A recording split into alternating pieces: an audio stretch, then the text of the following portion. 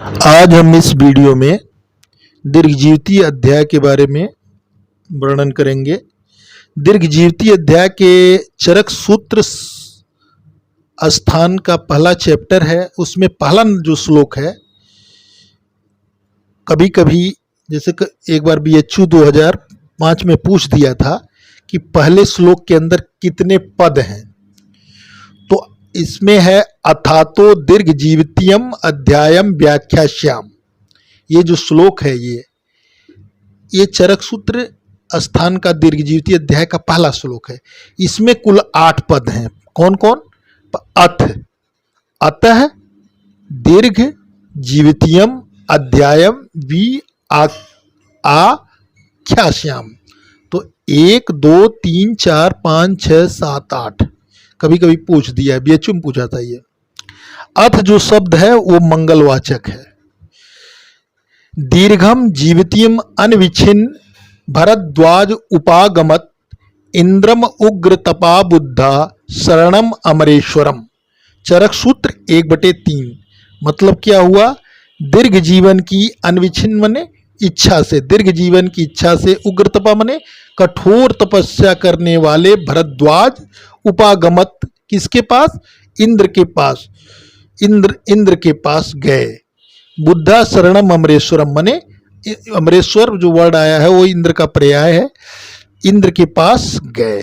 उग्रतपा भरद्वाज के लिए है, चूंकि वो कठोर तपस्वी थे, कठोर तपस्या किए थे, इस वजह से वो जो है इंद्र के पास वही जा सकते थे। तो दीर्घ जीवन की इच्छा से उग्रतपा भरद्वाज इंद्र के पास गए। ऋषि मुनियों ने ध्यान चक्षु से देखा कि इंद्र ही हमें इन रोगों से शमन के उपाय बता सकते हैं। तो भरद्वाज ऋषि के औपाधिक नाम क्या है? उग्रतपा है, क्योंकि वो औपाधिक का मतलब होता है कर्म के अनुसार, गुण के अनुसार, मतलब कठोर तपस्वी थे तो उनका नाम उग्रतपा पड़ गया। महामतिम माने बहुत ज्यादा बुद्धिमान थे, माने विशेषता के अनुसार जब जो है नाम दिया जाता है तो उसे औपाधिक नाम कहते हैं, किसी गुण के विशेष, कर्म विशेष के अनुसार। तो वो हुआ। इंद्र के पर्याय क्या है? शरणम जो ऊपर के श्लोक में आया है, अमरेश्वरम ऊपर के श्लोक में आया है, बलहंतार, शक्र, अमर प्रभु, सहस्त्राक्ष मने सहस्त्राक्ष मने 1000 नेत्रों वाले, सचपतिम सची के पति, सुरेश्वर सुरेश्वरम, सचीपतिम सुरेश्वरम, सतक्रतु। ठीक है, सुरेश्वरम और सतक्रतु। शरणम अमरेश्वरम, बलहंतार, शक्र, अमर प्रभु, सहस्त्राक्ष, शचीपतिम, सुरेश्वर और सतक्रतु। ये चरक सूत्र स्थान के दीर्घजीविती अध्याय के 17 से 23 नंबर श्लोक में आया है। पुनर्वसु आत्रे, पुनर्वसु आत्रे क्या थे? मूल उपदेष्टा थे, मूल उपदेष्टा, जबकि ब्रह्मा क्या थे? आद्य उपदेष्टा थे। पुनर्वसु आद्रे के लिए आया है जो वर्ड बीत मोह रजो दोष लोभमान, बीत मोह रजो दोष लोभमान। उसके बाद आत्रे वर्ड भी इन्हीं का है, तो आत्रे नाम है तो आत्रे तो ठीक है। चंद्रभागी नाम, चंद्रभागिना भी इन्हीं के लिए आया है। दोष सूदन भी इन्हीं के लिए आया है और अनग वर्ड भी इन्हीं के लिए आया है।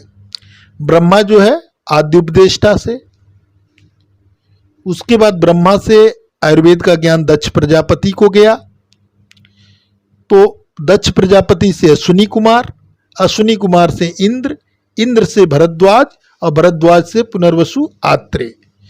तो ब्रह्मा चूंकि आद्य उपदेष्टा थे तो इनकी एक संहिता थी, ब्रह्मा संहिता, जिसमें 1000 अध्याय थे और 1,00,000 श्लोक है।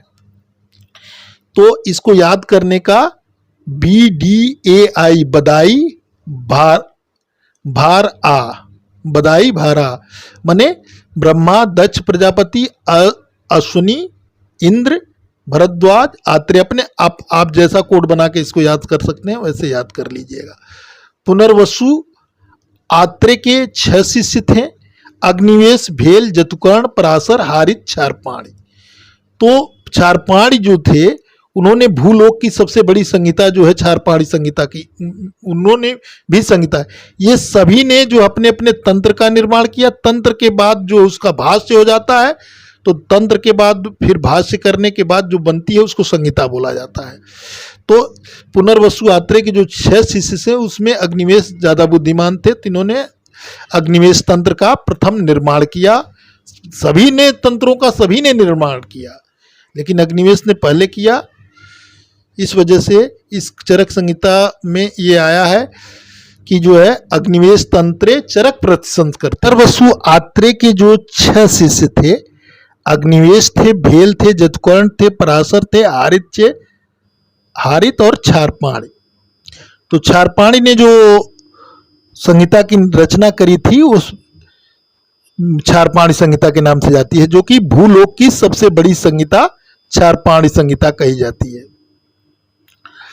तो आयुर्वेद का जो अवतरण हुआ था उसमें कहाँ कहाँ इसका आयुर्वेद अवतरण का वर्णन आया है, तो प्रथमतः जो है चरक सूत्र स्थान दीर्घजीविती अध्याय में एक तो फर्स्ट में आया है, दूसरा अन्य स्थान चरक चिकित्सा रसायन अध्याय के आयुर्वेद समुत्थानी पाद में, चौथे पाद में, चौथे नंबर श्लोक में आयुर्वेद अवतरण का थोड़ा वर्णन आया है।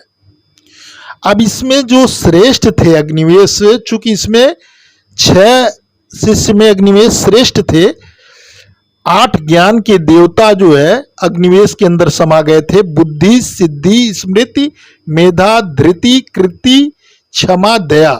और इसकी वजह से अग्निवेश ने तंत्र का निर्माण किया। सबसे पहले अपने गुरु के वचनों को, मतलब पुनर्वसु आत्रेय के वचनों को अग्निवेश ने तंत्र के रूप में बांधा। इसी नाते चरक सूत्र 1/32 वाले श्लोक में आया, तंत्रस्य कर्ता प्रथमो अग्निवेश है। माने पहले अग्निवेश ने तंत्र कर्ता का उसका उपाधि उनको मिली, क्योंकि अग्निवेश तंत्रे चरक प्रतिसंस्कृते। तो अग्निवेश ने तंत्र करता हुए, तो अग्निवेश क्या हुआ, तंत्रस्य कर्ता, अग्निवेश क्या हुए, तंत्र करता हुए। अब इसके बाद तो पहले जो है पुनर्वसु आत्रेय जो थे, पुनर्वसु आत्रेय को मूल उपदेष्टा माना गया। मूल उपदेष्टा, उपदेष्टा, इनका क्या काल क्या था, 1000 ईसा पूर्व, 1000 ईसा पूर्व पुनर्वसु आत्रेय का काल था। ये BHU 90, 93 और त्रिवेंद्रम में भी पूछा गया है कि आत्रेय पुनर्वसु का काल क्या था। ये मूल उपदेष्टा थे। आदि उपदेष्टा कौन थे, ब्रह्मा जी थे। मूल उपदेष्टा पुनर्वसु आत्रेय, इनका काल 1000 ईस्वी। तंत्रकर्ता कौन थे, तो अग्निवेश थे। इन्हीं को संस्कर्ता भी बोलते हैं, तंत्रकर्ता को संस्कर्ता भी बोलते हैं। तो इनका क्या था, अग्निवेश ने जो तंत्र निर्माण किया था उसका क्या नाम था, तो अग्निवेश तंत्र। अग्निवेश तंत्र काल क्या था, 1000 ईसावी पूर्व, 1000 ईसावी पूर्व अग्निवेश तंत्र का भी काल था। क्योंकि जब गुरु का काल होगा तभी तो शिष्य का काल होगा। तो 1000 ईसावी पूर्व, ये भी BHU 2003 और 90-88 में आया हुआ है। उसके बाद फिर प्रतिसंस्कर्ता आते हैं। संस्कर्ता या तंत्रकर्ता के बाद प्रतिसंस्कर्ता आते हैं। प्रतिसंस्कर्ता में अग्निवेश तंत्रे चरक प्रतिसंस्कर्ते, माने अग्निवेश के तंत्र करता हुए और चरक उसके प्रतिसंस्कर्ता हुए। चरक को भाष्यकार भी कहते हैं। चरक का क्या था, दूसरी सदी था। चरक का क्या था, चरक का काल था दूसरी सदी था। और इधर हो जाएंगे दृढ़बल। तो चरक का काल दूसरी सदी, और दूसरे प्रतिसंस्कर्ता जो थे, जिनको संपूर्णकर्ता भी बोलते हैं, पूरक भी बोलते हैं, संपूरक भी बोलते हैं, वो दृढ़बल थे, जिनकी 4वीं सदी जिनका काल था। इन्होंने क्या किया था, इन्होंने 12 कल्प के, 12 सिद्धि के और 17 चिकित्सा के अध्यायों की पूर्ति करी थी। इसी नाते इनको संपूरक भी कहते हैं, और पूरक भी कहते हैं, संपूर्णकर्ता भी कहते हैं, और द्वितीय प्रतिसंस्कर्ता भी किसको कहते हैं, दृढ़बल को कहते हैं। जबकि जो है चरक को प्रथम प्रतिसंस्कर्ता भाष्यकार, क्योंकि तंत्र तो जो है श्लोक में लिखा जाएगा, तो अग्निवेश ने उसको श्लोक में लिख दिया, तंत्रकर्ता हो गए। लेकिन उसका हिंदी वर्जन जो किया जाता है उसने चरक ने किया। तो इसी नाते चरक क्या हुए, भाष्यकार हुए। अब प्रथम प्रशंसकर्ता हुए। चरक का काल क्या था, दूसरी सदी था। तो इसको याद करने के लिए 1000 गुरु का काल तो 1000 शिष्य का काल। तो 1000 में ये मूल उपदेष्टा थे, ये तंत्रकर्ता थे, ठीक है, या संस्कर्ता थे या तंत्रकर्ता थे, कौन, अग्निवेश। उसके बाद फिर जो है चरक जो है प्रतिसंस्कर्ता हुए, भाष्यकार हुए, प्रथम प्रशंसकर्ता या भाष्यकार हुए, ठीक है। फिर द्वितीय को क्या बोलेंगे, द्वितीय प्रशंसकर्ता, मतलब संपूर्णकर्ता, पूरक, संपूरक, दृढ़बल थी, उसको पूरा किए 12 कल्प में, 12 सिद्धि में और 17 चिकित्सा अध्याय में, कुल 41 अध्यायों की जो इन्होंने पूर्ति करी। चरक संहिता के सूत्र स्थान में कुल 30 चैप्टर हैं, जिसको 7 चतुष्क और 1 संग्रह द्वय में विभाजित किया गया है, जिसमें है भेषज चतुष्क, इसके अंदर दीर्घजीवती अध्याय, अपामार्ग, तंडुली, आर्गब्धि, षड विरेचन, सता, श्रुति अध्याय आते हैं। दूसरा है स्वास्थ्य चतुष्क, जिसमें मात्रा स्थिति, तस्या स्थिति, नवेगान धारणी, इंद्रोपक्रमणी आते हैं। तीसरा है निर्देश चतुष्क, जिसमें खुंडाक चतुष्पाद, महाचतुष्पाद, त्रिशैषणी, वाद कलाकली। चौथा है कल्पना चतुष्क, स्नेहा अध्याय, श्वेदा अध्याय, उपकल्पनीय अध्याय, चिकित्सा प्रावृत्ति अध्याय। फिर पांचवा है रोग चतुष्क, क्रियंत, इसके अंतर्गत क्रियंत शीर्षी, त्रिशोथी, अष्टोदरी, महारोगाध्याय। फिर छठा है योजना चतुष्क, जिसमें अष्टोनिंदतीय, लंघन बृंगड़ी, संतर्पणी, विधि शोणती अध्याय आते हैं। सातवां है अन्नपान चतुष्क, जिसके अंतर्गत यज्ञपुरुषी, आत्रेय भद्रकापी, अन्नपान विधि, विविधा, शीत पीति अध्याय। और आठवां जो है वो संग्रह द्वय है। तो ये सब चार, चूंकि इसमें चार चार हैं, इसके माने इसको चतुष्क बोला गया। तो ये 7 ऊपर के चतुष्क हैं और संग्रह द्वय में 2 हैं, जिसमें 10 प्राणायतनी, अर्थ 10 महामूली अध्याय आते हैं। जगग्राह एक शब्द आया है चरक सूत्र 1/4 में, जिसका अर्थ होता है, ये शब्द का अर्थ होता है दक्ष प्रजापति। जगग्राह दक्ष प्रजापति के लिए आया है। त्रिसूत्र और त्रिस्कंध एक ही चीज आती है, इसमें हेतुलिंग औषध आता है। वाग्भट ने हेतुलिंग औषध को स्कंद त्रय कहा है, मतलब त्रिसूत्र, त्रिस्कंध और स्कंद त्रय, ये जो है हेतुलिंग औषध के लिए आया है।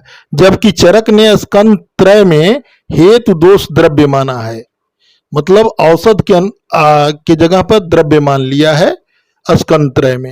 हेतु दोष द्रव्य को ही अभिधेय भी कहते हैं। त्रिसूत्र का वर्णन स्वस्थ और आतुर दोनों के लिए आया है।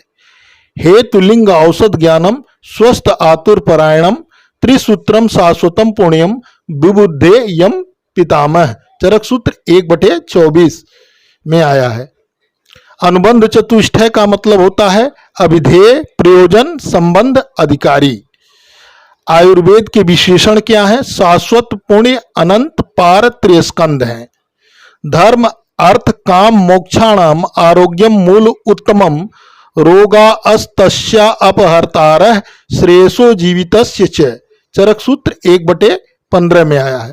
अर्थात आरोग्य चतुर्विध पुरुषार्थ का मूल है।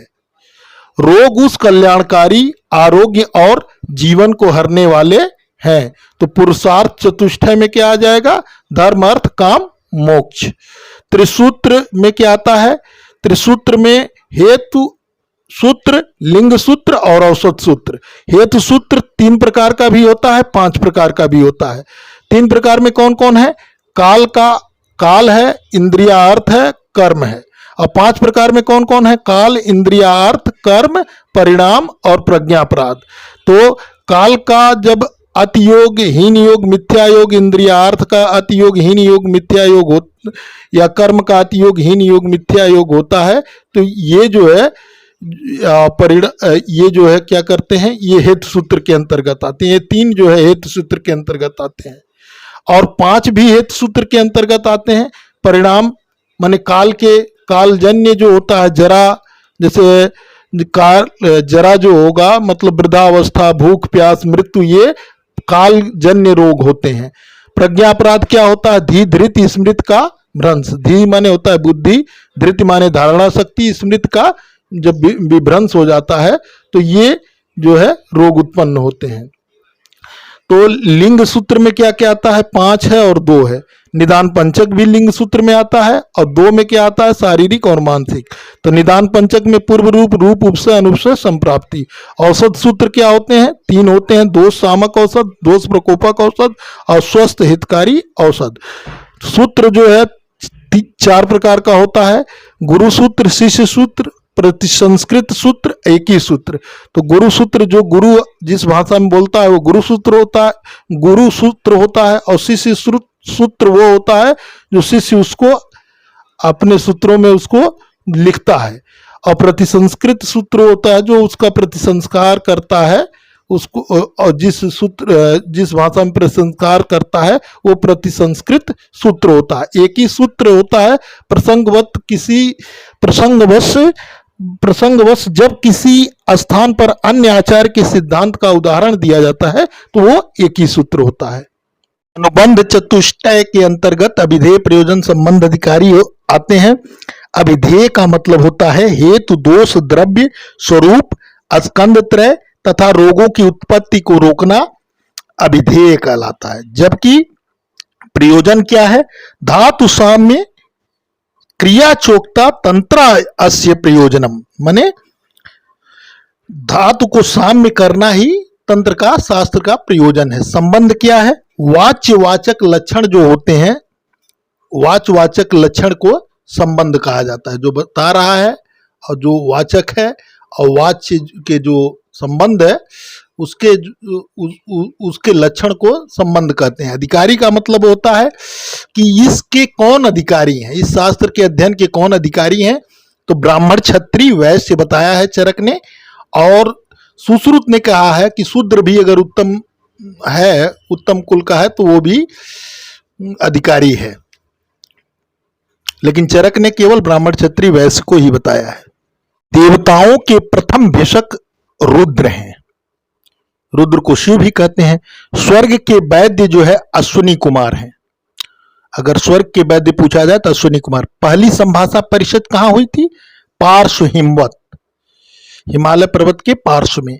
इसमें कितने ऋषियों ने भाग लिया? तो बोला जाए तो 53 ऋषि बताना है। आरोग्य के उत्तम मूल क्या है? पुरुषार्थ चतुष्ट है, धर्म, अर्थ, काम, मोक्ष।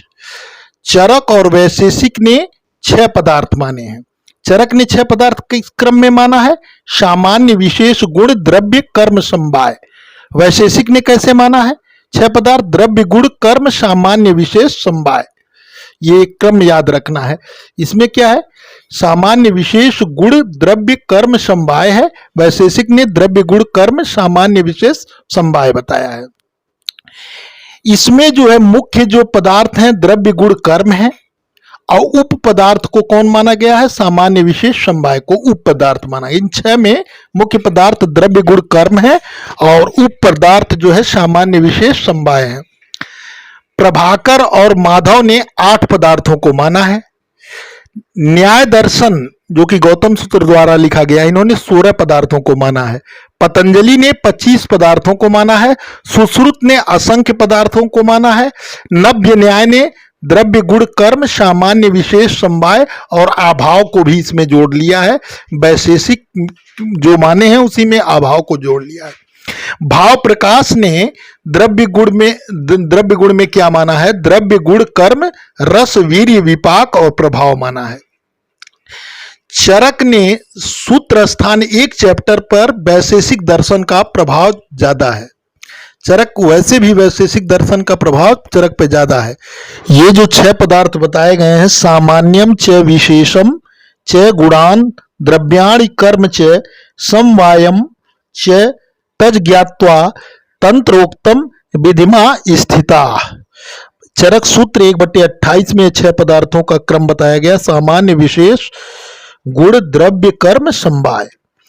कभी कभी ये पूछ देता है कि ये श्लोक का कोटेशन दे देगा। उसी श्लोक में चरक सूत्र 1/28 में कोटेशन है, लेबिरे परमम सर्वम जीवितम च अपि नित्यवरम। ये किसके लिए आया है, ये श्लोक का किसके लिए आया है, तो ये सठ पदार्थ के लिए आया है। फिर दूसरा वो चरक सूत्र 1/25 में ऐसे पूछ सकता है कि सो अनंत पारम त्रिस्कंदम आयुर्वेदम महामतिम, तो उसमें ये पूछ सकता है कि पार शब्द से क्या लिया गया है, सीसीआरएस में पूछा था।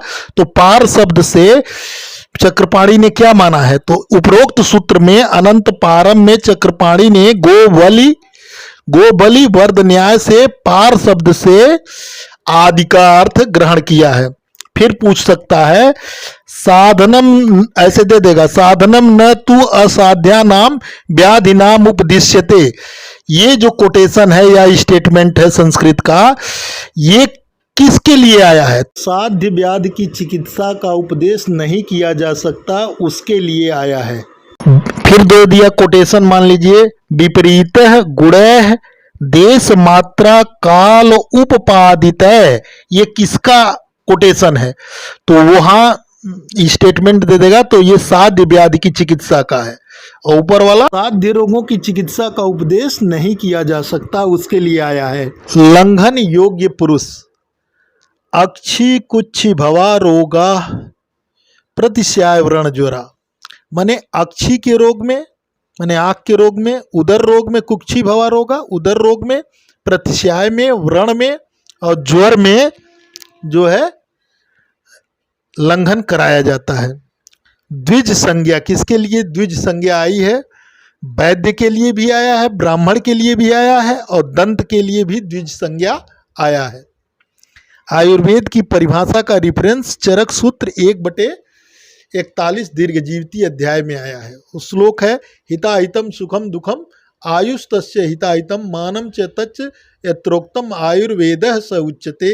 चरक सूत्र 1/41, माने जो आयु के प्रकार बताए गए हैं, हितायु, अहितायु, सुखायु, दुखायु, जिस ग्रंथ में इन चारों प्रकार के आयु के लिए हित अहित, माने हित अहित, पथ्य अपथ्य का तथा मानम, इस आयु के मान के वैल्यू के मत प्रमाण अप्रमाण और आयु के स्वरूप का वर्णन किया गया हो या बताया गया हो, उसे उस तंत्र को या उस शास्त्र को आयुर्वेद कहते हैं।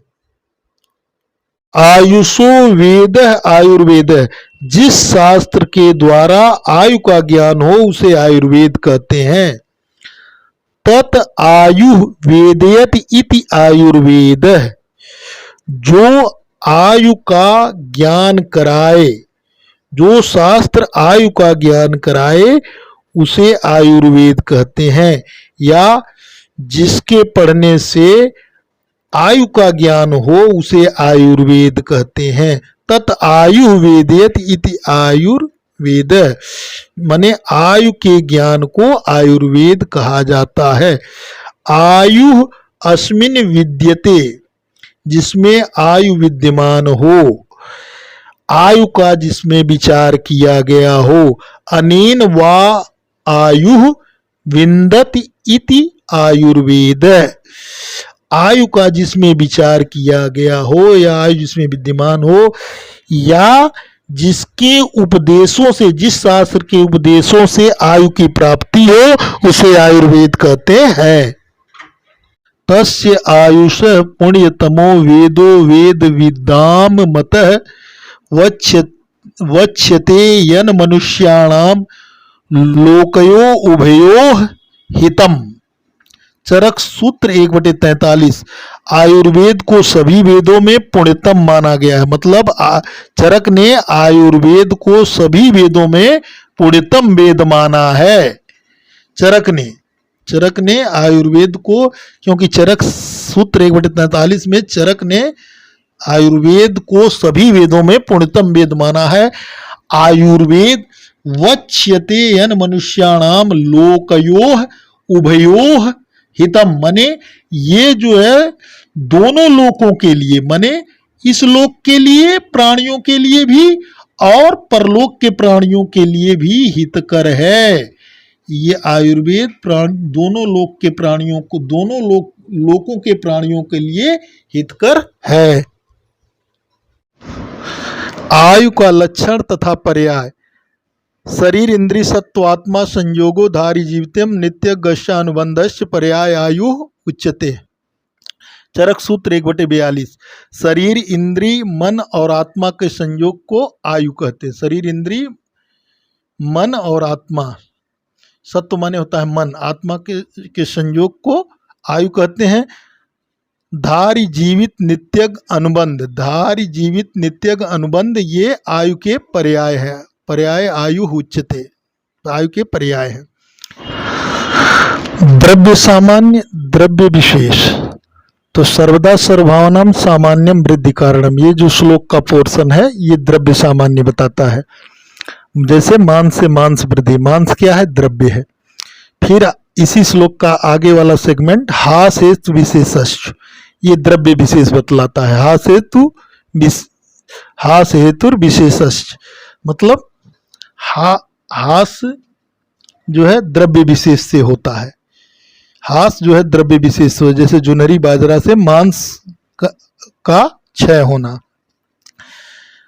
और प्रवृत्ति उभयस्तु, प्रवृत्ति है उभयस्तु मतलब इसका मतलब क्या हुआ? प्रवृत्ति मतलब होता है क्रिया, ये दोनों की क्रियाएं बताई गई हैं चरक सूत्र 1/44 में कि सर्वदा सर्वभावानाम सामान्यम वृद्धि कारणम, माने द्रव्य सामान्य से सामान्य की वृद्धि होती है और द्रव्य विशेष से हास होता है। द्रव्य सामान्य से वृद्धि होती है और द्रव्य विशेष से हास होता है। द्रव्य सामान्य में जैसे मांस से मांस की वृद्धि, तो ये द्रव्य सामान्य हो गया। और द्रव्य विशेष में जैसे जोनरी और बाजरा से मांस क्षय होना, के सेवन से मांस का क्षय होना। गुण सामान्य और गुण विशेष। सामान्यम एकत्व कर्म, सामान्यम एकत्व कर्म क्या है? गुण सामान्य है। क्योंकि आप देखें जैसे दूध घृत, दूध और घृत का गुण जो है मधुर स्निग्ध शीत होता है, तो इनसे क्या होता है? सुख की वृद्धि होती है। तो ये गुण सामान्य हुआ, क्योंकि एकत्व कर्म माने इकट्ठा करता है, एक करता है। विशेषस्थ पृथकत्वम, सेगमेंट के श्लोक के सेगमेंट के दूसरे सेगमेंट में देखें विशेषस्थ पृथकत्वम, तो ये गुण विशेष है। गुण विशेष में क्या होता है? गुण विशेष से विशेष जो होता है, गुण विशेष पृथकत्व करता, पृथक करता है। गुण विशेष पृथक करता है। जैसे तेल से वात समन होता है, तेल का गुण जो है स्निग्ध गुरु उष्ण होता है और ये वात का समन करता है। ठीक है, तो ये गुण विशेष से पृथकत्व माने अलग करता है वो। और ये जो है गुण सामान्य किसी चीज को इकट्ठा करता है। तो दूध और घृत से शुक्र की वृद्धि होती है, क्योंकि दूध और घृत मधुर स्निग्ध शीत होते हैं, तो ये एक करते हैं, तो ये गुण सामान्य हुए। अब विशेषस्थ पृथकत्व, गुण विशेष से पृथकता आती है। जैसे तेल से, चूंकि तेल का गुण स्निग्ध और गुरु उष्ण होता है, तो वात का समन होता है। कर्म सामान्य, कर्म सामान्य और कर्म विशेष। तो कर्म सामान्य और कर्म विशेष में जो कर्म सामान्य है तुल्यार्थी सामान्यम, तो ये कर्म सामान्य है तुल्यार्थ। जैसे दौड़ना एक कर्म है, तो दौड़ना कर्म है, तो कर्म से जो है वात की वृद्धि हुई। विशेषस्तु विपर्यय, विशेषस्तु विपर्यय माने विशेषस्तु विपर्यय, विशेषस्तु विपर्यय माने कर्म विशेष जो है इसका उल्टा होता है। विपर्यय माने इसका उल्टा होता है। किसका? कर्म सामान्य का उल्टा होता है। कर्म विशेष जो है कर्म सामान्य का उल्टा होता है, इसी नाते ये विशेष होता है। तो विशेष कर्म विशेष में विशेषस्तु विपर्यय, तो जैसे बैठने से शयन से वात का समन हो, तो बैठने से शयन से वात का समन है, तो ये कर्म विशेष हुआ। त्रिदंड क्या हुआ? सत्व आत्मा शरीर, ये आयुर्वेद के त्रिदंड कहे गए हैं और यही आयुर्वेद का अधिकरण भी है। सत्व आत्मा शरीरम च त्रयम एत त्रिदंडवत, इन्हीं को त्रिदंड कहा गया है। लोक सतिष्ठति संयोगात तत्र सर्व प्रतिष्ठितम, माने इन्हीं के संयोग से जीवात्मा युक्त शरीर रहता है। माने सत्व आत्मा शरीर से, औसी को लोक भी कहा जाता है। लोक अर्थात जीवात्मा युक्त शरीर रहता है। स पुमाम स चेतनम च तच्च अधिकरणम, माने यही आयुर्वेद का अधिकरण भी है। कारण पदार्थ कौन कौन से माने गए हैं? 6 माने गए हैं। जब कारण पदार्थ पूछे तो आपको 6 बताने, सामान्य, विशेष, गुण, द्रव्य, कर्म, समवाय। प्रभाकर ने, मीमांसा ने तम को 10वां द्रव्य माना है। तम को 10वां द्रव्य माना है प्रभाकर, मीमांसा ने। क्यों माना है? क्योंकि बोला नीलम तमश्चलति, नीलम तमश्चलति, नील और चलन क्रिया के कारण इसको तम को 10वां द्रव्य माना गया है। द्रव्य संग्रह और कारण द्रव्य 9 बताए गए हैं। द्रव्य संग्रह और कारण द्रव्य 9 बताए गए हैं। खादिन आत्मा मनः कालो दिशस्य द्रव्य संग्रह, तो खादिन माने पंच महाभूत, आत्मा, मन, काल और दिशा, ये 9 जो है कारण द्रव्य माने गए हैं, द्रव्य संग्रह माने गए। इन्हीं को देखिए श्लोक में आया ना, द्रव्य संग्रह। खादिन्य आत्मा मन कालो दिशस्य द्रव्य संग्रह, तो पूछ देगा द्रव्य संग्रह कौन से हैं? तो 9 है, माने पंच महाभूत, आत्मा, मन, काल और दिशा। यदि द्रव्यगत पदार्थ पूछा जा रहा है तो 5 बताना है। रस, गुण, वीर्य, विपाक और प्रभाव। दोष संग्रह पूछा जाए तो उसमें 3 बताना है। वात, पित्त, कफश्च च उक्तम शरीर दोष संग्रह, तो ये दोष संग्रह 3 हो जाएंगे, वात, पित्त, कफ। फिर बोला मांस उदिष्टो रजस्तम एव च, तो मानस दोष रज और तम हो गए। चरक ने कार्य द्रव्य को 2 भागों में बांटा है। कार्य द्रव्य को 2 भागों में बांटा है, चेतन द्रव्य, अचेतन द्रव्य। ये अचेतन द्रव्य को भौम द्रव्य भी बोलते हैं। तो कार्य द्रव्य को जो बांटने का आधार था वो इंद्रिय था, कि सइंद्रिय चेतनम द्रव्यम निरेंद्रिय अचेतनम, जो इंद्रिय युक्त द्रव्य हैं उनको हम चेतन मानेंगे, जो इंद्रिय युक्त द्रव्य नहीं है उनको अचेतन द्रव्य मानेंगे या भौम द्रव्य मानेंगे। तो इंद्रिय युक्त जो होते हैं वो चेतन द्रव्य होते हैं। तो चेतन द्रव्य को पुनः 2 भागों में बांटा, बहिश्चेतन, अंतश्चेतन। तो बहिश्चेतन में एनिमल आ जाते हैं। तो बहिश्चेतन वे द्रव्य होते हैं जिनको अंतः ज्ञान होता है, तथा वो बाह्य प्रतिकारों का, बाह्य विपत्ति का प्रतिकार कर सकते हैं। जैसे मनुष्य है तो बाह्य प्रतिकार, अगर कोई उसको मारे तो उसका जो है विपत्ति का प्रतिकार करेगा वो। लेकिन अंतश्चेतन द्रव्य वो हैं जिनको अंतः ज्ञान तो होता है लेकिन वो बाह्य प्रतिकार, बाह्य विपत्ति का या प्रतिकार नहीं कर पाते हैं। जैसे प्लांट को अगर आप काटना चाहें तो काट देंगे, लेकिन मनुष्य को काटने में वो लड़ाई झगड़ा करेगा, तो अपनी विपत्ति का प्रतिकार करता है। तो वही चेतन में अंतः ज्ञान मनुष्य को भी है और प्लांट को भी अंतः ज्ञान है, लेकिन मनुष्य जो है वो जो है वो जो है विपत्ति का प्रतिकार कर लेता है, वाह विपत्तियों का प्रतिकार करेगा, लेकिन प्लांट वाह विपत्तियों का प्रतिकार नहीं कर पाते हैं। तो वही चेतन में एनिमल आ जाते हैं। तो एनिमल में भी अब देखिए कुछ एनिमल प्लेसेंटा के थ्रू होते हैं तो उनको जरायुज बोलते हैं। कुछ जैसे हैं सर्प हैं तो वो जो है एग से उत्पन्न होते हैं तो अंडज हो गए। कुछ जैसे चिल्लर उल्लर है, जू है, तो वो जो है पसीने से होते हैं तो कृमिज हो गए। उद्भिज कुछ पृथ्वी को फोड़कर जो है निकलते हैं जीव, जैसे इंद्रगोप हुआ, उसी को वीर बहुटी भी बोला जाता है। तो ये चारों उसके भेद हो गए बहिश्चेतन के। अंतश्चेतन में वनस्पति है, वानस्पत्य है और विरुद्ध है और औषध है।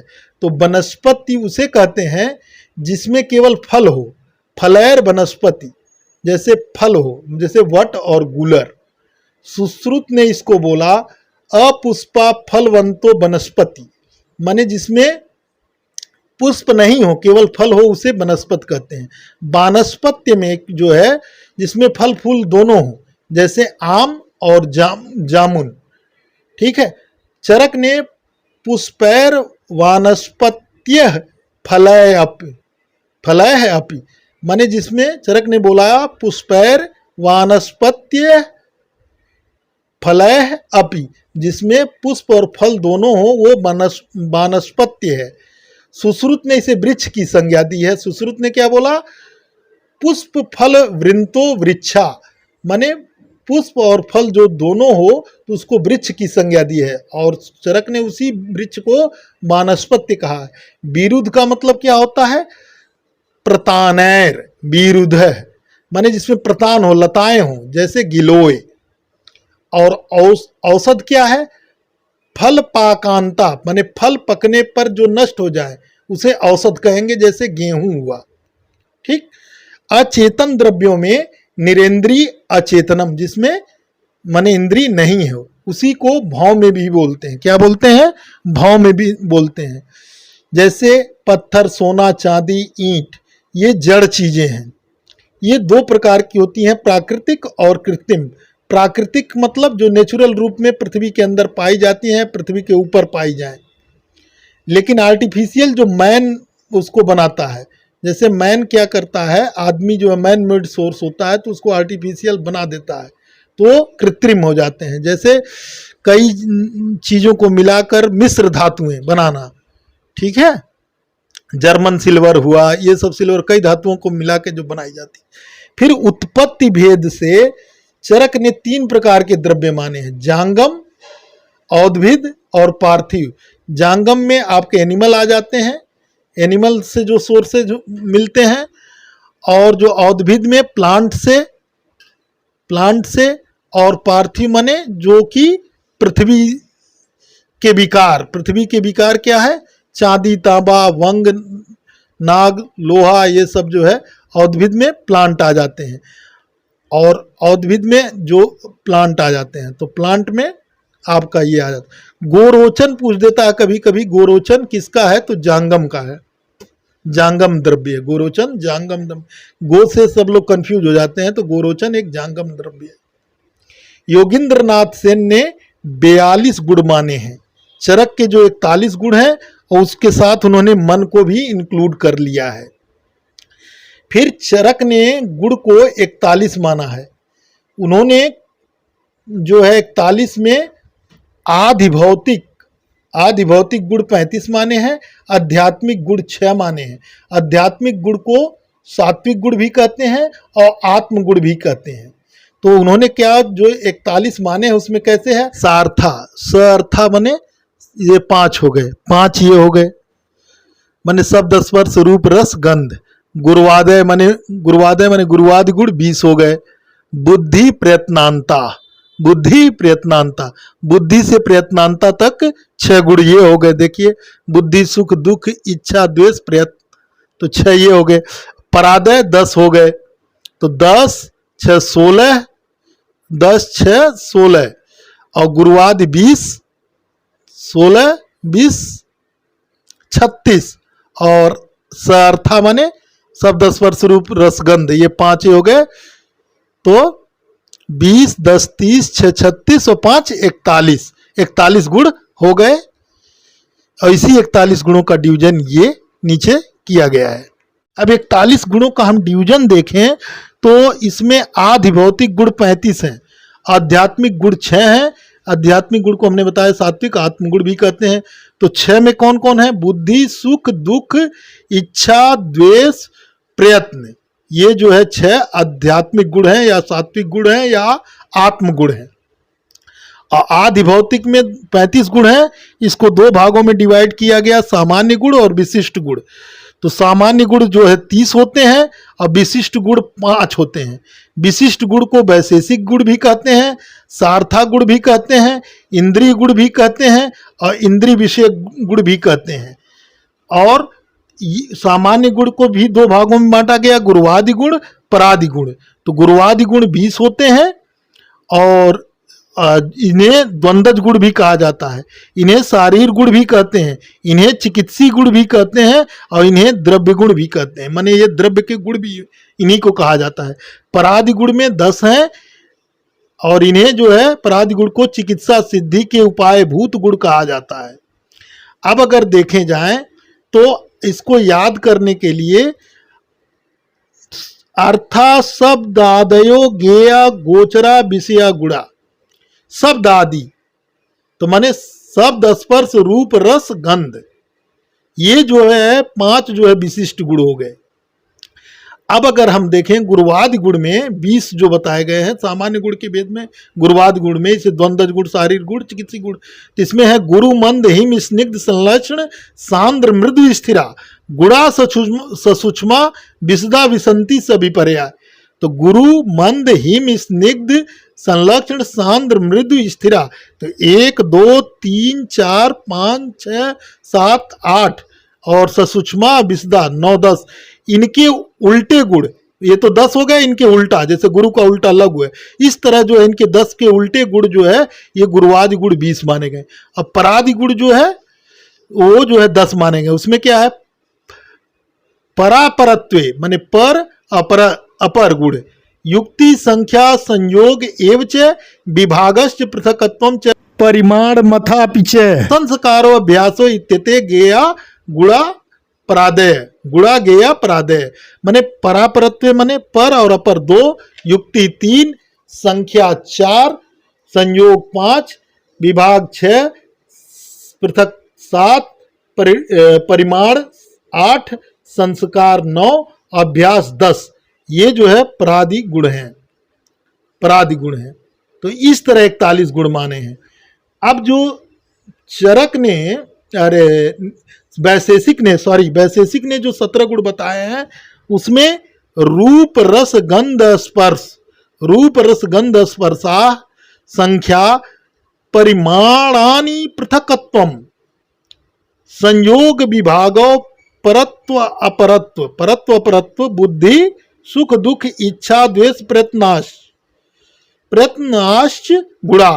तो मगर देखें इसको, रूप रस 1 2 3, गंध 3, स्पर्श 4, संख्या 5, परिमाण 6, पृथकत्वम 7, संयोग 8, विभाग 9, परत्व अपरत्व 9 10 11, बुद्धि 12, 13, सुख 13, दुख 14, इच्छा 15, द्वेष 16 और प्रयत्न 17। तो ये 17 गुण जो है वैशेषिक ने माने हैं।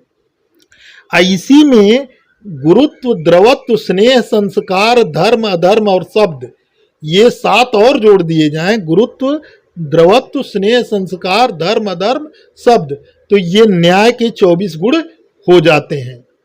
अब इनको जो है आध्यात्मिक गुण जो याद करने के लिए, आप अगर ये श्लोक याद हो, इच्छा द्वेष सुखम दुखम प्रयत्न चेतना धृति बुद्धि स्मृति अहंकारो लिंगान परमात्मनम, ये जो परमात्मा के लक्षण बताए गए हैं उसमें से आप 6 याद रखिए। इच्छा द्वेष सुख दुख प्रयत्न, ये शुरू के 5 और दूसरे श्लोक की पहली लाइन का पहला वर्ड बुद्धि, ये जो है ये 6 जो है आध्यात्मिक गुण में चले जाते हैं और ये इस तरह कुल मिला के चरक के 41 गुण हो जाते हैं। आयुर्वेद जो है धर्म एवं अधर्म 2 गुणों को आयुर्वेद नहीं मानता। कर्म क्या होता है, प्रयत्न आदि कर्म चेष्टित मुच्यते, चरक सूत्र 1/49 में प्रयत्न आदि द्वारा की गई चेष्टा को कर्म कहते हैं। कणाद ने कर्म के कितने भेद बताए हैं, 5 भेद बताए हैं।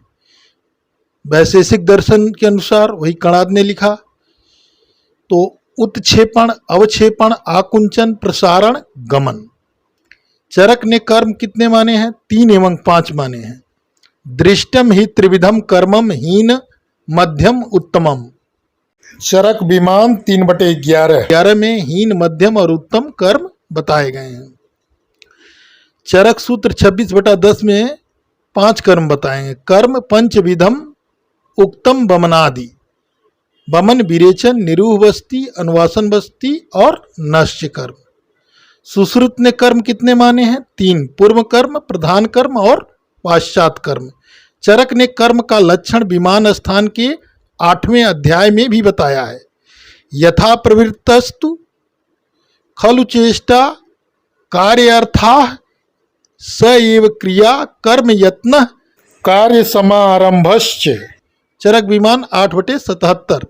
कार्य के लिए जो चेष्टा की जाती है या होती है उसे प्रवृत्ति कहते हैं। वही क्रिया जो है कर्म भी कहा जाता है, यत्न भी कहा जाता है और कार्य समारंभ भी कहा जाता है। समवाय क्या है, समवायो अपृथक भावो भूम्यादिनाम गुणे मतः स नित्यो यत्र ही द्रव्यम न तत्र अन्यतो गुणः, चरक सूत्र 1/50।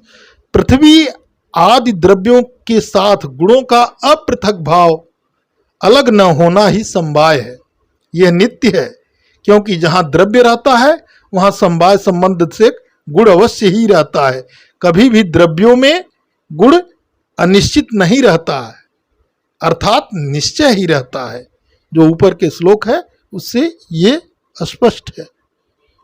द्रव्य का लक्षण, यत्र आश्रिताः कर्म गुणाः कारणम समवायी यत् तद द्रव्यम, चरक सूत्र 1/51।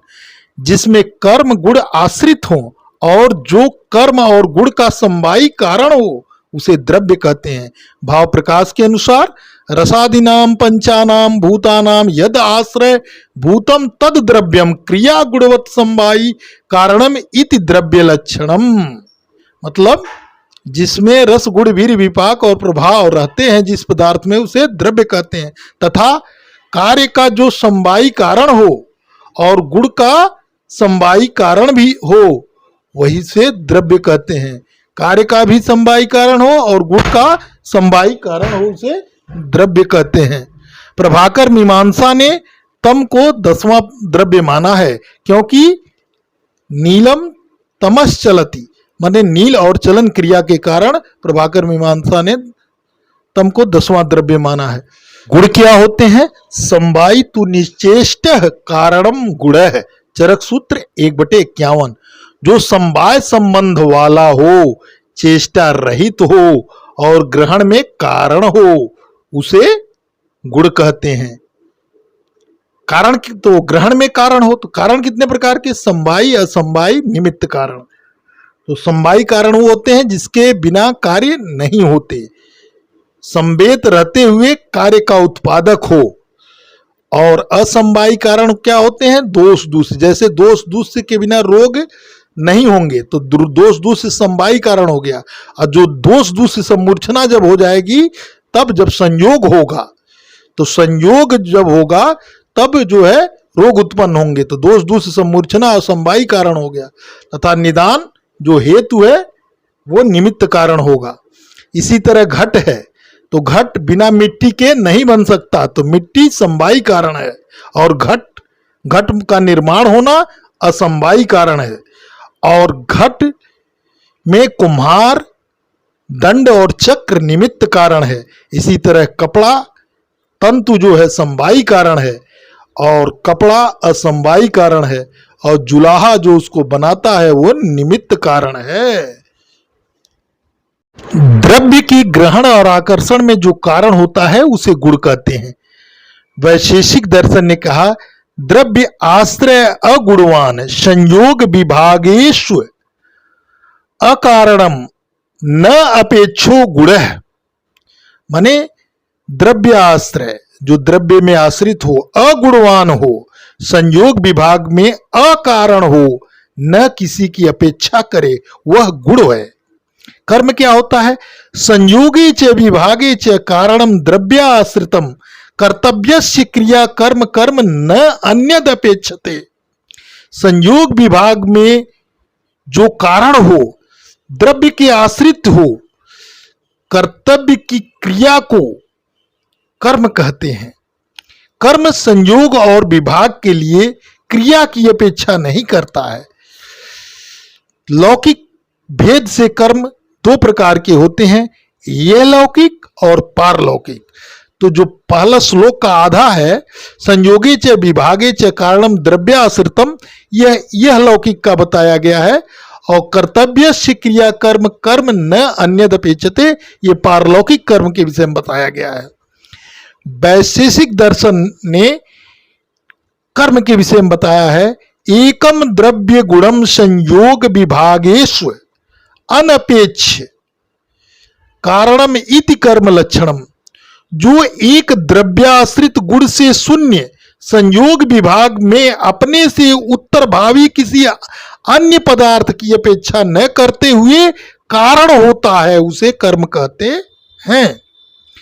इत्युक्तम कारणम षड पदार्थ के लिए आया है, सामान्य विशेष गुण द्रव्य कर्म समवाय।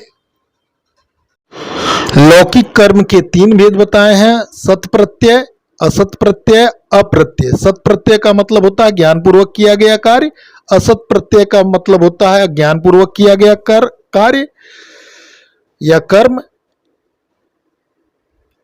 और अप्रत्यय का अर्थ होता है यह कर्म केवल चेतनों में होता है।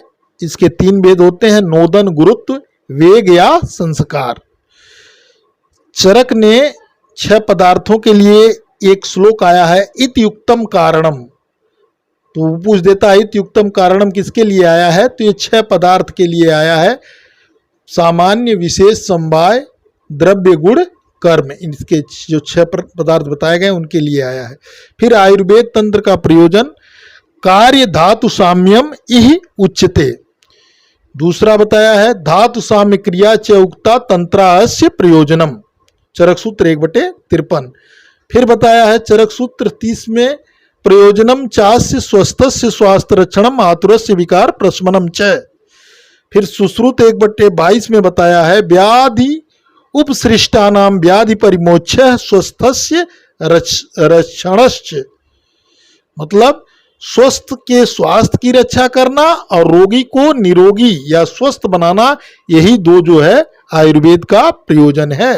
रोग के त्रिविध हेतु क्या क्या होते हैं, चरक 1/54 ने बताया काल बुद्धि इंद्रिय अर्थानाम, माने काल को परिणाम बोलते हैं, बुद्धि को प्रज्ञा बोलते हैं, और इंद्रिय अर्थानाम माने असात्मेन्द्रियार्थ संयोग, माने परिणाम, प्रज्ञापराध, असात्मेन्द्रियार्थ संयोग, या यूं कहें काल, बुद्धि और इंद्रियों का अपने विषयों से, अर्थानाम अपने विषयों से योग, जो योग होता है वो मिथ्या योग हो या अयोग हो या अति योग हो, तो क्या होगा, ये दुख का कारण होगा, व्याधि का कारण होगा। च द्वया आश्रयाणाम, और ये व्याधि के 2 आश्रय बताए गए हैं, शरीर और मन। द्वया आश्रयाणाम व्याधि नाम त्रिविधो हेतु संग्रह, और 3 जो है हेतु संग्रह बताए गए हैं, कौन कौन, काल, बुद्धि और इंद्री। इसी को अगर दूसरे शब्दों में कहें तो परिणाम, प्रज्ञापराध, असात्मेन्द्रियार्थ संयोग, ये क्या है, त्रिविध हेतु संग्रह है। जबकि त्रिसूत्र क्या है, हेतु लिंग औषध। और त्रिविध हेतु संग्रह पूछा जाए तो काल, बुद्धि, इंद्री, या दूसरे शब्दों में परिणाम, प्रज्ञापराध और असात्मेन्द्रियार्थ संयोग। वेदना के अधिष्ठान शरीर, मन, इंद्री। चरक शारीर 1/36 में बताया गया है, शरीर, मन, इंद्री जो है वेदना के अधिष्ठान होते हैं। शरीरम सत्व संजगकम च व्याधि नाम आश्रयो मतः, मने शरीर, सत्व, शरीर और मन, च व्याधि नाम आश्रयो मतः, ये व्याधि के आश्रय होते, तथा सुखा नाम योगस्तु, जब इनका मतलब किसका, काल, बुद्धि, इंद्री का अपने विषयों से संयोग जो होता है, समयोग होता है, तो सुख का कारण है। सुखा नाम कारणम समय, जब काल जो ऊपर बताया, काल, बुद्धि, इंद्री के अर्थों का जब सम संयोग होता है तो सुख का कारण है, और जब अति योग, हीन योग, मिथ्या योग होता है तो दुख का कारण है। और शरीर और मन व्याधि के आश्रय हैं। आत्मा निर्विकार पर सत्वात्मा सत्वभूत गुणेन्द्रिय चैतन्य कारणम नित्यो दृष्टा पश्यति ही क्रिया। चरक सूत्र 1/56। निर्विकार मतलब आत्मा विकार से रहित है, पर मतलब श्रेष्ठ, सत्व माने सत्व गुणी है, आत्मा मीन्स आत्मा, सत्व माने मन, भूत गुणेन्द्रियम माने भूत गुणे माने भूत के गुण, आकाश, वायु, अग्नि, जल, पृथ्वी। भूत के गुण क्या है, शब्द, स्पर्श, रूप, रस, गंध। इंद्री चैतन्य माने ज्ञान प्राप्त में कारण है, नित्य है, दृष्टा है, दर्शक है, पश्यत ही क्रियाओं को, होने वाली क्रियाओं को दर्शक है। अर्थात आत्मा रोग रहित श्रेष्ठ सत्वगुणी होती है, मन से युक्त होती है, भूत के गुणों से युक्त होती है, 10 इंद्रियों से युक्त होती है, ज्ञान प्राप्त करने में कारण है, वह नित्य है, वह नित्य आत्मा सभी चराचर जगत का दर्शक है और क्रियाओं को देखता है। आत्मा रोग का आश्रय नहीं है, रोग का आश्रय शरीर और मन है। वायु पित्तम कफश्च उक्तः शरीर दोष संग्रह मानस पुनः उदिष्टो रजस तम एव च। चरक सूत्र 1/57। मतलब शारीरिक दोष संग्रह वात पित्त कफ है और मानसिक दोष रज और तम है। फिर सुश्रुत 21/2 में बताया है वात पित्त श्लेष माण एव देह संभव हेतवः, माने देह के हेतु जो है वात पित्त और कफ है। फिर बताया अष्टांग हृदय सूत्र 1/6 में वात पित्त कफश्चेति त्रयो दोषा समासतः, माने वात पित्त कफ संक्षिप्त रूप से, समासतः माने संक्षिप्त रूप से ये 3 दोष कहे जाते हैं। दोषों की चिकित्सा, तो शारीरिक दोषों की चिकित्सा दैव युक्त विपाश्रय बताई गई है और मानसिक दोषों की चिकित्सा चरक ने बताया है मानसो ज्ञान विज्ञान धैर्य स्मृत समाधि, माने ज्ञान विज्ञान धैर्य स्मृत और समाधि, ये मानसिक दोष की चिकित्सा है। प्रसाम्यत औषधय पूर्वो दैव युक्त विपाश्रये मानसो ज्ञान विज्ञान धैर्य स्मृत समाधि भी, चरक सूत्र 1/58 में इसको बताया है। जबकि वाग्भट्ट ने बताया है धी धैर्य आत्मादि विज्ञानम मनोदोष औषधम परम, माने धी और धैर्य और आत्म विज्ञानम ये मानसिक दोष के औषध हैं, परम औषध हैं। अब जो दैव विपाश्रय के अंतर्गत जो त्रिविध औषध बताए गए हैं त्रिशेषणी में, वो त्रिविध में औषध में जो है दैव विपाश्रय के अंतर्गत आते हैं मंत्र औषधि मणि मंगल बलि उपहार होम नियम प्राश्चित स्वस्थयन प्राणीपात गमनादि। मंत्र औषधि मणि मंगल बलि उपहार होम नियम प्राश्चित स्वस्थयन प्राणीपात गमन, ये जो है दैव विपाश्रय चिकित्सा के अंतर्गत आता है। सुश्रुत अध्याय 11 में बताया गया है। युक्त विपाश्रय में क्या बताया गया है, पुनः आहार औषध द्रव्याणाम योजना, मतलब क्या हुआ, आहार विहार और औषध द्रव्यों का युक्ति पूर्वक जो प्रयोग किया जाता है उसे युक्त विपाश्रय चिकित्सा कहा जाता है। आहार औषध, आहार विहार और औषध, इसमें 3 चीज आते हैं। युक्त विपाश्रय में पुनः आहार औषध द्रव्याणाम, आहार और औषध द्रव्यों की युक्त पूर्वक जो प्रयोग किया जाता, आहार विहार का जो प्रयोग किया जाता है, औषध का प्रयोग किया जाता है, वो युक्त विपाश्रय के अंदर। सत्वाजय मतलब पुनः अहितेभ्यो अर्थेभ्यो मनो निग्रह, माने अहित अर्थों से मन का निग्रह करना सत्वाजय चिकित्सा कहलाता है। वात का गुण और चिकित्सा, तो चरक ने क्या बताया, रुक्ष शीतो लघु सुष्मश्चलो विशदय खर, मतलब 7 गुण चरक ने बताया है, रुक्ष शीत लघु सूक्ष्म चल विशद और खर। इनके विपरीत गुणों से विपरीत गुणैः द्रव्य मारुतः संप्राशाम्यति, मतलब इनके विपरीत गुण वाले द्रव्यों से वायु का शमन होता है। वाग्भट्ट ने वात के 6 गुण बताए हैं, तत्र रुक्षो लघु शीतः खरः सुष्मश्चलो अनिलः, मतलब वाग्भट्ट ने 6 गुण बताए हैं।